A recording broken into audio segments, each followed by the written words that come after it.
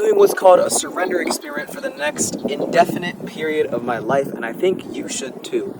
A surrender experiment is a mindset and a way of going about life, and it centers on two main things. The first is saying yes to almost everything that comes your way. If someone new talks to you today, say yes. If you happen to run into someone that you haven't seen in a long time, say yes. When someone asks you for plans, say yes. When a random song on your Spotify opens up, say yes to the song. Listen to it.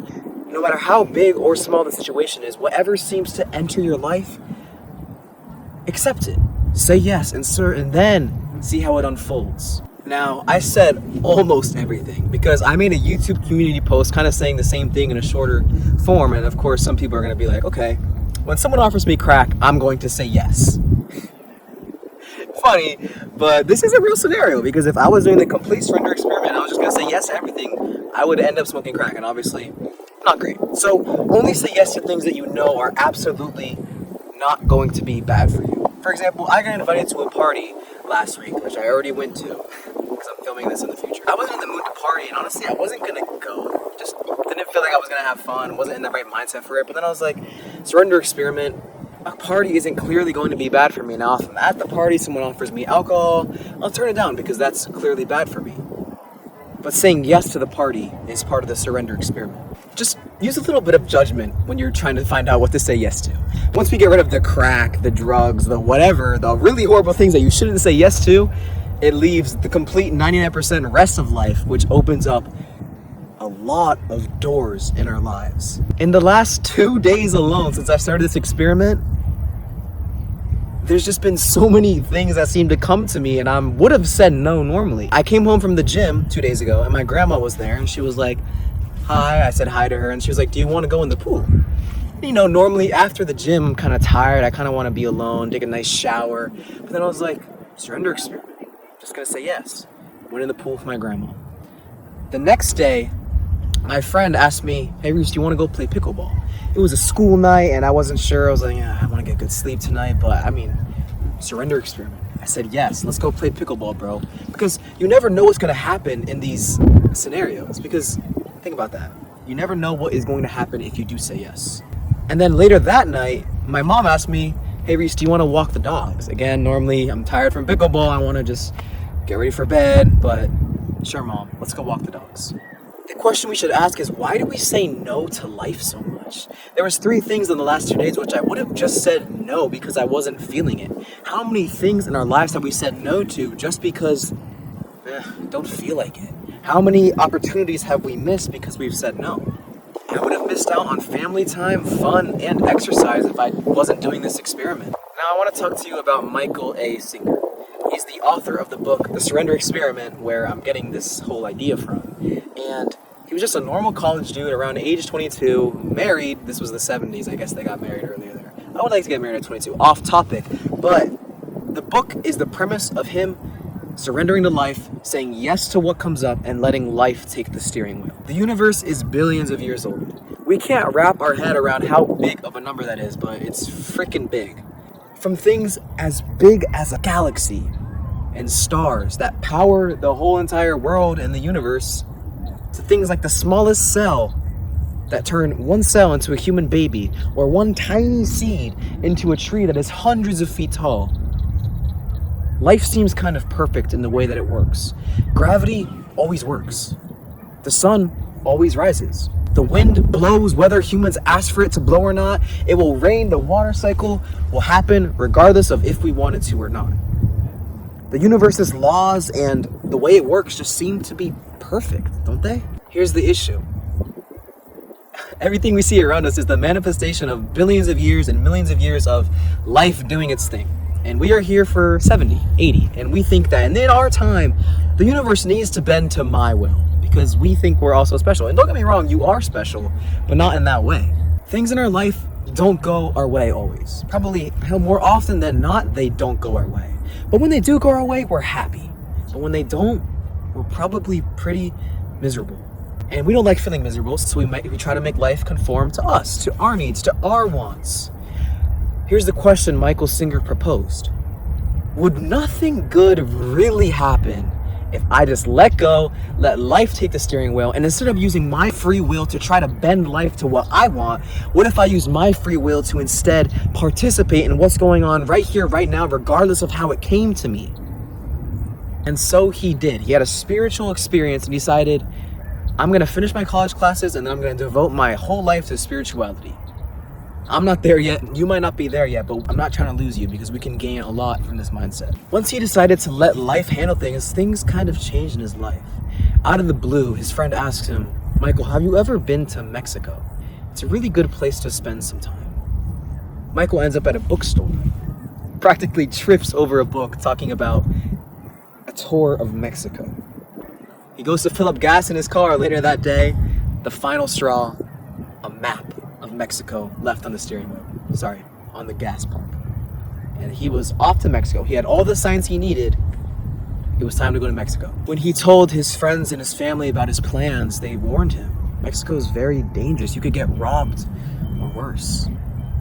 But he had heard the signs from the world, from life, and he decided, I'm going to let life handle this. And whatever comes out of it was meant to happen. He did his spiritual practices for weeks on top of a hill alone, actually suffering from a heart-wrenching breakup. And then one day, he was in his van in the morning and he heard a tapping on the van. He was scared. The voice in his head immediately went to, oh, you're getting robbed, you're gonna get kicked off the land at gunpoint. But when he opened the door to his van, a little Mexican boy offering him milk, saying, this is the milk from my mother for the American on the hill. Michael was so grateful. And it was so confusing. How come this voice thinks that life is so fragile, that everything is a threat? Clearly not. Sometime later again, he was meditating and he heard some voices come closer to him. Eventually he heard some snorting horses next to him. He heard the clicking of their feet and the people talking. He was meditating and his voice in his head immediately went to, oh, you need to open your eyes, you're in danger, you need to figure out what's going on so you can be safe, you need to open your eyes. But Michael was conscious enough to hear that voice in his head and realize he didn't need to act on it. So he didn't. And when he did open his eyes, no more than 10 feet away from him were two cowboys on their horses. And they greeted him when he finally did open their eyes and said, welcome to our world. And essentially, they showed him kindness. And later that night, he went to their village, a village of mud floors and straw huts with windows with no glass in them, just an opening. Mothers breastfeeding their babies in public. And he was actually felt shameful because in our culture, breastfeeding is kind of weird. Maybe I'm just wrong for this. I mean, I'm trying to change my viewpoint on it now, but isn't that kind of strange? That we think that something so natural is strange? These people were so kind to Michael. They treated him like a celebrity. For weeks, he was with no one, no communications, no one living with. He was alone. He faced his loneliness, let life take the steering wheel, and suddenly he was a celebrity in the middle of Mexico, where he had never been before in his whole life. He kept thinking, how come this voice twists things that are so normal and everything needs to be something that we're afraid of? And then he vowed, I'm not going to let this voice in my head dictate my life, because I would not have the beautiful experiences I just had so quickly if I did listen. It's the same vow I'm taking. You might ask now, well, what about free will? Because I don't really want to live a life where I'm just in the passenger seat and someone else is driving the vehicle. How do I get the things that I want? I made a video about this in the past where I just said that everyone should just shut up because I know what's best for me. I know myself. No one else does, so no one else knows what's right for me, so just shut up. I want to ask you, what makes you think that you know what's right for you at all in the first place either? But I think my previous mindset was the wrong way to go about it, because like I said earlier, one tiny seed can turn into a humongous tree without the help of any human mind. When a woman is pregnant, she's not making the embryo. She is giving it the nutrients, but she is not working with her mind to develop the embryo and grow it. Life just knows how to do it. Life just seems to know how to do stuff. It's really bizarre if you take a step back and think about it. So why would I think that I know what's best for me when clearly there is some kind of intelligence here? If life can manifest DNA into all of us and create the human brain without us doing anything, why would I think that I know what's best for me? I truly think that letting go and letting life just handle things is actually a very smart way to go about things. This isn't a message to drop out of life either. It's actually the opposite. It's a message to go deeper into life, to be so present that whenever anything, the smallest thing, comes to me and I notice it, to go further into it, not run away from it, be on my toes, present, ready for anything that life is about to hand to me. The signs are there. You just have to look for them. I become one of those weirdos that starts to see 111s and 222s everywhere, and I'm like, yeah, this is a sign from the universe. I am doing the right thing because I have recently let go.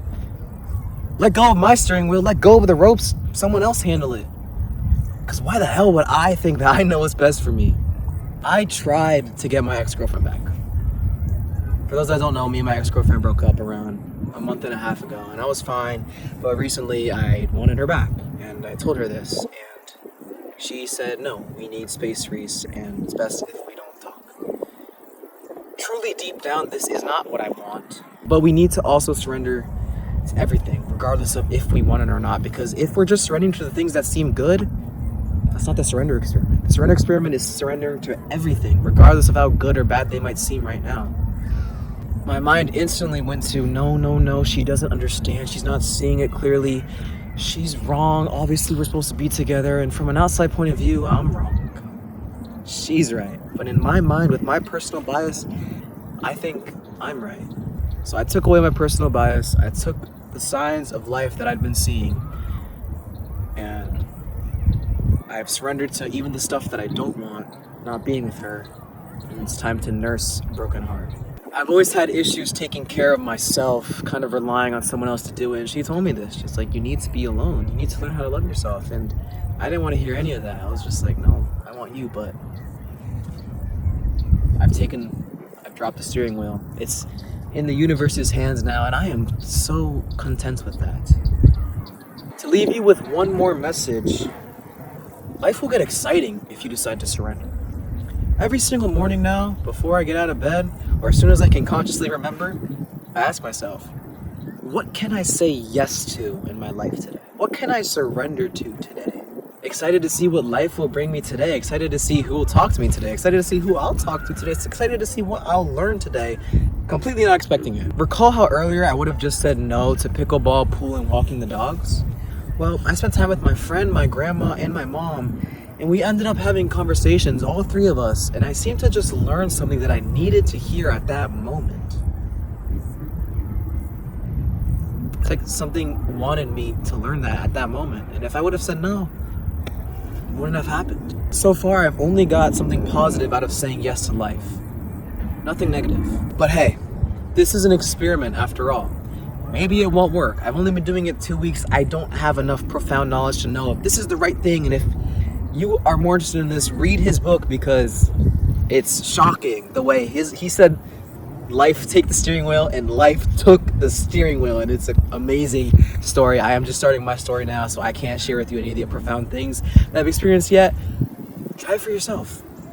And even if you don't believe in faith or the universe handling things, it's still such a beautiful mindset to have, to think, what can I be excited for today? What can life bring me today? Whatever life brings me, I'm just going to say yes, because, hey, that's fun.